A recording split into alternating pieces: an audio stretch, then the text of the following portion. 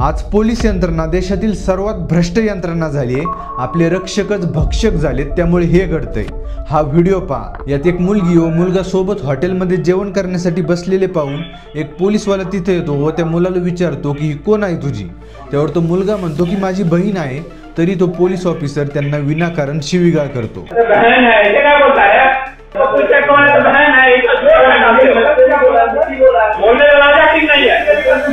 ही घटना 24 ऑक्टोबरला बिहारमधील एका हॉटेलमध्ये घडली आणि हे प्रकरण व्हायरल झाल्यानंतर बिहार पोलिसांनी आम्ही निवडणुकांसाठी हॉटेलमध्ये चेकिंग करत होतो असं फालतू स्पष्टीकरण दिलंय। आणि हे एकच प्रकरण नाहीये, आज देशात सगळीकडे पोलीस ऑफिसर कोणत्याही दुकानात जातात, काही घेऊन येतात आणि त्याचे पैसे सुद्धा देत नाहीत।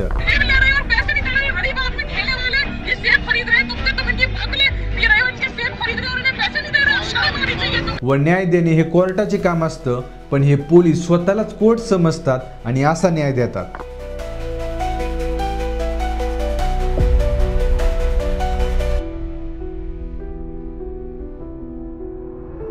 त्यामुळे सामान्य माणूस पोलीस स्टेशन तर सोडाच, पण साधा वर्दी घातलेला माणूस जरी समोर आला तरी घाबरून जातो। आणि याच भीतीचा वापर करून पोलीस आज देशातील सर्वात भ्रष्ट यंत्रणा बनली आहे। त्यात मग ट्रॅफिक पोलीस असो, हवालदार असो, नाहीतर PSI, सगळेच्या सगळे कोणतंही काम असलं तरी पैसे मागतात म्हणजे मागतात। आणि त्याचेच काही भयानक उदाहरणं मी तुम्हाला सांगतो। अहमदाबादमध्ये एक ASI पासपोर्ट व्हेरिफिकेशनसाठी पैसे घेत होता। त्याने कित्येक लोकांची, ज्यामध्ये काही क्रिमिनल पण असू शकतात, त्यांची चौकशी न करता पैसे घेऊन क्लिअरन्स दिलाय। आणि तो हे गेल्या 25 वर्षापासून करत होता। काही लोकांनी त्याच्या विरोधात कंप्लेंट पण केली होती, पण त्याच्यावर काहीच ॲक्शन झाली नाही, कारण त्याच्या सिनियरला या लाचखोरीचा वाटा पोहोचत होता। व दुसरीकडे एका लखनौमधील SIने तर हद्दच पार केली। आता 1 नोव्हेंबरची घटना आहे। सामूहिक अत्याचाराच्या केसमध्ये आरोपीचं नाव वगळण्यासाठी त्या ऑफिसरला 2 लाख रुपये लाच घेताना ACBने रंगेहात पकडलंय। म्हणजे पोलिसांना कशात लाच घ्यायची, कशात नाही घ्यायची याची काहीच मर्यादा राहिलेली नाहीये। आणि ते समोरची पार्टी किती मालदार आहे यावर त्याला किती लाच मागायची हे ठरवतात। जसं की गेल्या काही दिवसांपूर्वी पिंपरी चिंचवडमधील एका फसवणुकीच्या गुन्ह्यात बेल मिळवण्यासाठी केसच्या इन्व्हेस्टिगेशन ऑफिसरने आधी 2 लाख रुपये मागितले। त्यानंतर त्या पोलीस अधिकाऱ्याला त्या आरोपीच्या बँक बॅलन्स बद्दल कळलं आणि त्याने 2 लाखाच्या जागी 2 करोड रुपयाची डिमांड केली व सांगितलं की 1 करोड मला सिनियर ऑफिसरला द्यायचे। पण ACBने सापळा रचून त्याला रंगेहात पकडलं। व अशाच कित्येक घटना रोज देशात कुठे ना कुठे घडतच आहेत, हे तुम्हाला पण माहिती आहे। आणि हे मी फक्त पोलिसांची बदनामी व्हावी म्हणून बोलत नाहीये। उलट सध्या आपल्या पोलीस यंत्रणेमध्ये खूप सारे प्रॉब्लेम्स येतं, जसं की कमी पगारावर पोलिसांना दिवस रात्र काम करावे लागते। पण आपला देश जगातील 4थी सर्वात मोठी अर्थव्यवस्था असणारा देश बनलाय, त्यामुळे पोलीस यंत्रणेमध्ये मोठ्या प्रमाणावर रिफॉर्म्स करण्याची गरज आहे। आता नेमकं कोणकोणते बदल केले पाहिजेत हे जर आपल्याला पाहायचं असेल तर आपल्या पोलीस यंत्रणेला परदेशातील पोलीस यंत्रणेशी कम्पेअर करावे लागेल। त्यासाठी आपण जपान व जर्मनी या देशातील पोलिसांशी कम्पेअर करू, कारण जपान सध्या अर्थव्यवस्थेच्या बाबतीत 5 नंबरला आहे आणि जर्मनी 3 नंबरला। म्हणजे हे दोन्ही देश आपल्या आसपासच आहेत। आता उदाहरण म्हणून कल्पना करा की 3 मित्र आहेत, एक भारतात फिरतोय, दुसरा जर्मनीमध्ये फिरतोय आणि तिसरा जपानमध्ये फिरतोय। व रस्त्यावर चालत असताना अचानक तिघांच्याही लक्षात येतं की त्यांचे वॉलेट खिशात नाहीये।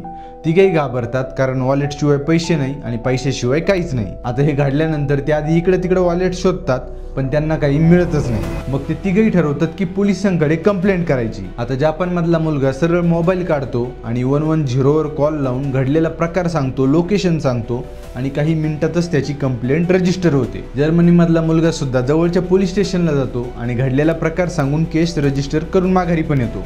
आता भारतातला मुलगा 30-35 किलोमीटर जवळ असणाऱ्या पोलीस स्टेशनला जातो, जातानाच घाबरतो। तिथे गेल्यावर त्याला या साहेबांकडून त्या साहेबाकडे पाठवलं जातं। ते झाल्यानंतर मग फायनली कोणीतरी कंप्लेंट लिहायला घेतं। मग मुलगा सांगतो की माझे वॉलेट हरवलेले आहे। ते ऐकून तो पोलीस अधिकारी 2 शिव्या त्या मुलाला देतो आणि म्हणतो की बाबा तुझं पाकिट शोधायला बसवलंय का आम्हाला इथं। त्यानंतर तो मुलगा बळच हातापाया पडून कंप्लेंट रजिस्टर करून घेतो। आता हे जरी मी काल्पनिक उदाहरण दिलं असलं तरी सत्य परिस्थिती काय आहे हे तुम्हाला चांगलीच माहिती आहे। म्हणजे कंप्लेंट रजिस्टर करणं ही पहिली स्टेप आहे आणि ते सामान्य माणसासाठी खूप अवघड होऊन बसलंय। आता पुढे जर्मनी आणि जपानमधील पोलिसांनी त्या कंप्लेंट लगेच रजिस्टर करून घेतल्या व तपास सुरू केला आणि जपानमधील मुलाचे वॉलेट 48 तासात लॉस्ट अँड फाउंड डिपार्टमेंटमध्ये सापडले व जर्मनीतले सुद्धा CCTV व थोडाफार तपास केल्यावर वॉलेट मिळाले। आता तुम्ही म्हणत असाल की तिथले पोलीस काय देव आहेत का आणि तू पण काही पण काल्पनिक कथा सांगायला लागलाय, तर थांबा, मे 2023मध्ये विंटन जोन्स नावाची टुरिस्ट जापानमध्ये फिरत होती, तेव्हा तिची रिंग हरवली म्हणून तिने कंप्लेंट रजिस्टर केली आणि 48 तासात तिची रिंग तिला परत मिळाली. आणि हे एक खरं उदाहरण आहे व जर्मनीत सुद्धा कित्येक खरे उदाहरणं आहेत ज्यात पोलिसांनी चोरी गेलेल्या गोष्टी परत मिळवून दिल्या. पण भारतात देवाच्या कृपेने समजा ते वॉलेट सापडलं जरी तरी त्यातले पैसे गायब असतील आणि ते वॉलेट परत पोलिसांकडून तुम्हाला घेण्यासाठी तो पोलीस अधिकारी, तो पोलीस हवालदार तुम्हाला अजून पैसे मागेल. म्हणजे काही पोलिसांना आपण ड्युटी कशाची करतोय, आपलं काम काय आहे याचं अजिबात घेणं देणं नाही आहे. आणि हे तर आपल्या भारतीयांचे हाल येतं, या आपल्या पोलिसांनी फॉरेनरला सुद्धा सोडलेलं नाही आहे. आता एक यूट्यूबर आहे ज्याचं एक कार्ल रॉक म्हणून यूट्यूबर चॅनल आहे, त्याने भारतातल्या पोलिसांशी डील कशी करायची, त्यांच्याशी कसं बोलायचं याच्यावर व्हिडिओ बनवले. त्याने त्याच्या एक व्हिडिओमध्ये एक घटना सांगितली की तो दिल्लीमधल्या एका राजेंद्र नगर चौकातून 4 व्हीलरमध्ये चालला होता व त्या चौकात एक लेडी ट्रॅफिक पोलीस उभी होती. त्या महिलेने त्यांना थांबवलं व 200 रुपये मागितले. आता त्या फॉरेनरला कळलंच नाही की नेमके पैसे कशाचे मागतायत, कारण त्यांच्याकडे सगळे डॉक्युमेंट्स होते, सीट बेल्ट लावलेली होती, तरी हे पैसे कशाचे. म्हणून त्याने सरळ सांगितलं की माझ्याकडे पैसे नाहीत. त्यावरती पुढं महिला अधिकारी त्याला म्हटली की मग किती पैसे आहेत तुझ्याकडे, तर तो म्हणतो की माझ्याकडे फक्त क्रेडिट कार्ड आहे. आणि हे ऐकल्यावरती महिला पोलीस अधिकारी त्याला जा म्हणते. म्हणजे देशातला नागरिक असो, परदेशातला असो, कोणी असो, पोलीस त्यांचं काम बजावतात म्हणजे बजावतात. पण का पोलिसांना पगार मिळत नाही का, किंवा त्यांना असा समज झाला आहे का आपण पोलिसांची वर्दी घातली म्हणजे काहीही करू शकतो. तर या प्रश्नाचं उत्तर शोधण्यासाठी मी 2-3 मोठमोठ्याले पोलीस अधिकाऱ्यांचे पॉडकास्ट पाहिले. त्यात त्यांच्या मते पोलीस हे भ्रष्टाचार करतात, पण स्वतःसाठी नाही तर जनतेच्या हितासाठी केल्या जाणाऱ्या कामासाठी. आता त्यांचा हा व्हिडिओ पहा. मान लीजिए कोई रात को कोई नार्कोटिक कोई रेड के लिए जाना हो. अब रेड के लिए जाएंगे तो कभी कभार ऐसा होता है कि रेड के लिए आप पुलिस जीप में नहीं जाना चाहते, आप प्राइवेट जीप में जाना चाहते हैं. अब प्राइवेट जीप आप कहाँ से लाओगे, आपको रेंट करना पड़ेगा, उसको भाड़ा देना पड़ेगा. अब भाड़ा मान लीजिए उसका 2000 हो या 3000 हो, जो भी हो. अब वो पैसा कहाँ से आएगा, तो भी कहीं से ऐसे अरेंज करना पड़ेगा. तो ये सब चीज़ें ऐसी होती हैं कि इसका कोई आसान सा कोई समाधान नहीं है और ये पैसा सब इंस्पेक्टर को कहीं से अरेंज करना पड़ता है. और जब भी इस तरह के कहीं से भी अरेंज करने की सिचुएशन जब आती है तो अल्टीमेटली वो पैसा भ्रष्टाचार से ही आ सकता है, उसका कोई और तरीका नहीं है. म्हणजे IPS राहिलेले अधिकारी जर असं करप्शनला जस्टिफाय करत असतील तर हे PI, हवालदार, ट्रॅफिक पोलीस हे कशाला मागे राहतील. आणि सर मला कळत नाही हे नेमकं 2-2 करोड रुपये लाच घेऊन नेमकं कुठं परदेशात रेड मारायची की काय, आणि त्यासाठी हे प्लेनचे तिकीट बुक करण्यासाठी ते पैसे वापरायचे. थोडं तरी लॉजिकल उत्तर तुमच्याकडून अपेक्षित होतं, पण जाऊ दे, आता तुम्हाला तरी काय बोलणार. आता यांचं झाल्यानंतर मी IPS मिरन चड्डा यांचे काही स्टेटमेंट ऐकले. त्यात मला एक व्हॅलिड पॉईंट वाटला, तो म्हणजे आज देशात 1 लाख लोकांसाठी फक्त 156 पोलीस आहेत आणि महाराष्ट्रात हा नंबर 175 आहे. आता त्यामुळे या पोलिसांना वर्षाचे 365 दिवस व दिवसाचे किमान 14 तास काम करावं लागतं. त्यांना वीक ऑफ नसतो, ना दसऱ्याची किंवा दिवाळीची सुट्टी असते. आणि सगळ्यात महत्त्वाचं म्हणजे आज पोलिसांना ॲव्हरेज सॅलरी ही 35 ते 40 हजार आहे. आता ती कशी काय याचं ब्रेकडाऊन सांगतो. सध्या पोलीस फोर्समध्ये 50 ते 60% फक्त कॉन्स्टेबल आहेत, 20 ते 25% हेड कॉन्स्टेबल आहेत आणि उरलेले 15 ते 20% IPS, SP, PSI, इन्स्पेक्टर असे रँक असणारे पोलीस आहेत. आता सगळ्यात जास्त कॉन्स्टेबल आहेत आणि त्यांना पगार आहे 30 ते 35 हजार. पण ते काम मात्र मिळणाऱ्या पगारापेक्षा कितीतरी जास्तीच करतात. म्हणून एखाद्याकडून 1500 रुपये घेतले तर काय वाईट केलं नाही असं त्यांचं म्हणणं असतं. कम से कम 14 घंटे दिन में काम करता है और हर उत्सव के दिवस, गणपति है, दिवाली है, होली है, एक्स्ट्रा काम. तो इसलिए कई बार मुझे लगता है कि वो जस्टिफाई कर लेते हैं अपने आप को कि मैं जब इतना काम कर रहा हूँ तो अगर इसने थोडा दे दिया तो इसमें क्या गलती है. पण मिरन चड्डा यांच्या मते हे पण करप्शन जर आपल्याला कमी करायचं असेल तर त्याला एक पर्याय आहे, तो म्हणजे प्रत्येक पोलिसाला दिवसाची फक्त 8 तास ड्युटी व रविवारी सुट्टी आणि थोडाफार चांगला पगार दिला तर 100% करप्शन कमी होईल. आणि त्यांचा हा पॉईंट मला व्हॅलिड वाटतो, कारण आज देशामध्ये पोलिसांची संख्या खूप कमी आहे, ज्यामुळे त्यांना एक्स्ट्राचे काम सुद्धा करण्याची वेळ येते. व दुसरं म्हणजे आपले राजकारणी लोक हे पोलिसांच्या कामात ढवळाढवळ करतात, त्यामुळे सुद्धा पोलिसांची इमेज खूप खराब झाली आहे. आणि IPS मिरन चड्डा यांच्या मते एक आमदार जरी असला तरी तो त्याच्या विधानसभा क्षेत्रातील पोलीस स्टेशनमध्ये त्याच्या ओळखीचे त्यांनी सांगितलेले काम ऐकणारे इन्स्पेक्टर तो बसवत असतो. म्हणजे विचार करा, जर एखादा आमदार एवढं सगळं करू शकतो मग स्टेट लेवलला किंवा सेंट्रल लेवलला पोलिसांना किती हे राजकीय प्रेशर हँडल करावे लागत असेल. आणि एखादा पोलीस जर ह्या राजकारण्यांचे ऐकत नसेल तर त्याला 6 महिन्याला 1 वर्षाला इकडून तिकडं ट्रान्सफर केलं जातं.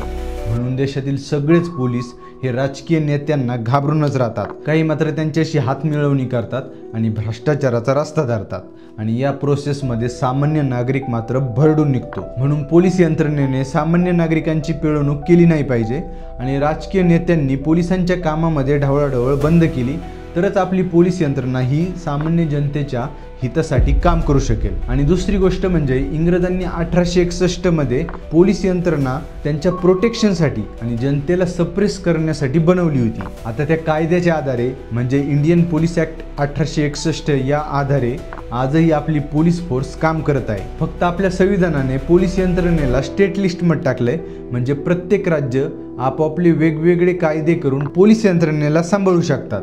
त्यावर केंद्राचा बऱ्यापैकी कंट्रोल नसतो. तसं आपल्या राज्यात महाराष्ट्र पोलीस ॲक्ट 1951 या आधारे पोलीस यंत्रणा काम करते. पण या कायद्यात सुद्धा खूप मोठ्या बदलांची गरज आहे. कारण समजा एखादा पोलीस जर तुमच्याकडून लाच मागत असेल किंवा इतर कसली तुम्हाला धमकी देत असेल तर त्या पोलिसाची तक्रार करण्याची सुविधा या कायद्यात आहे. पण रिॲलिटीमध्ये तुम्ही जर एखाद्या पोलिसाची तक्रार करायला गेले तर उलट तुम्हालाच कोणाची तरी जुन्या केसमध्ये अडकवलं जातं. आणि हे मी म्हणत नाहीये, जे पोलिसांसोबत काम करतात ते वकील स्वतः म्हणतायत. But if you try to initiate inquiries, try to file suits, try to file complaints and take active steps to disarm this evil police officer, a very powerful tool that almost every police officer has is the power to over implicate in any serious offense. So Maisa, what will happen is police went to a couple of thieves which were rounded up, which used to pick up stolen cars, and got all of them to testify or give their statement saying that our ringleader is this so and so person, and then went ahead and arrested that person. आणि याच भीतीमुळे police यंत्रणेबाबत कोणीच काही बोलायला तयार नाहीये. त्यात ते फलटणचे महिला डॉक्टर केस सारखे प्रकरण घडतायत. त्यामुळे सामान्य माणसांच्या मनात असलेली पोलिसांबाबतची भीती अजून वाढत चालली आहे. म्हणूनच पोलीस यंत्रणा राजकीय हस्तक्षेपाने, भ्रष्टाचाराने, जास्तीच्या कामाने, प्रॉपर मॉडर्न ट्रेनिंग न मिळाल्याने व वेळोवेळी कायद्यात बदल न केल्याने कधी राजकारण्यांच्या हाताखाली काम करते, कधी मोठमोठ्या कॉर्पोरेट लोकांच्या हाताखाली. पण सगळ्यात जास्त ज्या सामान्य नागरिकांना पोलिसांची गरज आहे त्यांनाच मात्र पोलिसांकडून खूप भयानक वागणूक मिळत आहे. त्यामुळे तुम्हाला काय वाटतं, आज ही जी पोलिसांची परिस्थिती आहे त्याला जबाबदार कोण आहे? आणि जर पोलीस यंत्रणेला आपल्याला चांगलं बनवायचं असेल तर त्यामध्ये कोणकोणते रिफॉर्म्स करावे लागतील हे मला कॉमेंट्समध्ये सांगा. आणि तुमच्यासोबत एखाद्या पोलिसांनी चुकीचं वर्तन केलं आहे का किंवा तुमच्याकडे लाच मागितली का हे सुद्धा मला कॉमेंट्समध्ये सांगा. व व्हिडिओतील माहिती आवडली असेल तर लाईक करा, शेअर करा, चॅनलला सबस्क्राईबसुद्धा नक्की करा आणि मला इंस्टाग्रामवर फॉलोसुद्धा नक्की करा. चला भेटूयात पुढील व्हिडिओमध्ये. धन्यवाद.